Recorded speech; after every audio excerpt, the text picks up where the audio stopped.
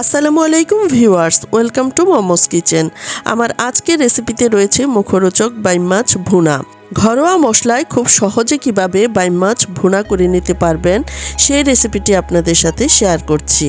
পছন্দ মতো কিছু বাইম মাছ নিয়েছি আর দিয়ে দিলাম হলুদের গুঁড়া, হাফ চা চামচ মতো মরিচের গুঁড়া, খুব সামান্য আর স্বাদ মতো লবণ দিয়ে মাছগুলোকে মেখে নিলাম।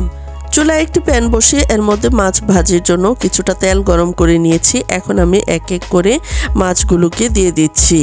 মাছের এক পাশটা যখন ভাজা হয়ে গেছে তখন আমি মাছগুলোকে উল্টিয়ে দিচ্ছি। মাছের অপর পাশটাও কিছুক্ষণ ভেজে নিলাম।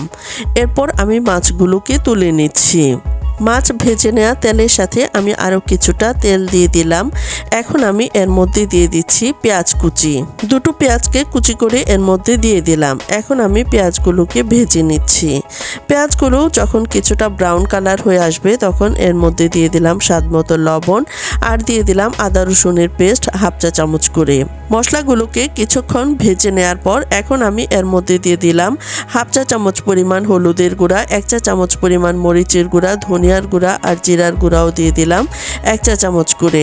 এখন আমি এর মধ্যে কিছুটা পানি দিয়ে মশলাগুলোকে কষিয়ে নিচ্ছি। মশলা থেকে যখন তেলটা ভেসে উঠেছে তখন আমি এর মধ্যে দিয়ে দিচ্ছি আগে থেকে ভেজে রাখা মাছগুলো। মশলার সাথে মাছগুলো নেড়ে চেড়ে মিশিয়ে নিচ্ছি আর ঢাকনা দিয়ে ঢেকে দিলাম। চুলার আঁচ মিডিয়াম করে মাছগুলোকে কষিয়ে নিলাম। আমাদের প্রতিদিনের খাবারের মেনুতে কিন্তু কোনো না কোনো মাছের আইটেম থাকবেই, তাই মাছ রান্নার ক্ষেত্রে যত্নবান হতে হবে।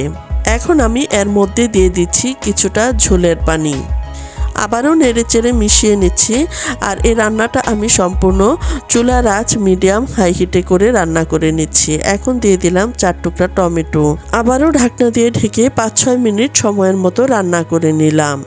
দেখুন ঝোলের পানিটা অনেকটাই শুকিয়ে গেছে আর মাছগুলো খুব সুন্দরভাবে সিদ্ধ হয়ে গেছে। আবারও আমি নেড়েচেড়ে মিশিয়ে নিলাম আর এখন আমি এর মধ্যে দিয়ে দিচ্ছি 4-5টি কাঁচামরিচকে ফালি করে। আবারও প্রায় 4-5 মিনিট সময়ের মতো রান্না করে নিচ্ছি। আজকের এই মাছ ভুনাটা থাকলে মাংসের স্বাদকেও হার মানাবে। আর এরকম একটি মাছের রেসিপি যদি খাবারের মেনুতে থাকে তাহলে আর কোনো কিছুরই প্রয়োজন হয় না।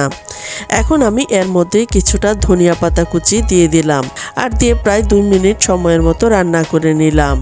এখন আমি চুলার জাল বন্ধ করে দিচ্ছি আর মাছগুলোকে পরিবেশন করে নিলাম।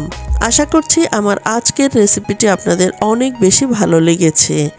আবারও দেখা হবে নতুন কোনো ভিডিওতে। আজ এ পর্যন্তই। আল্লাহ হাফেজ।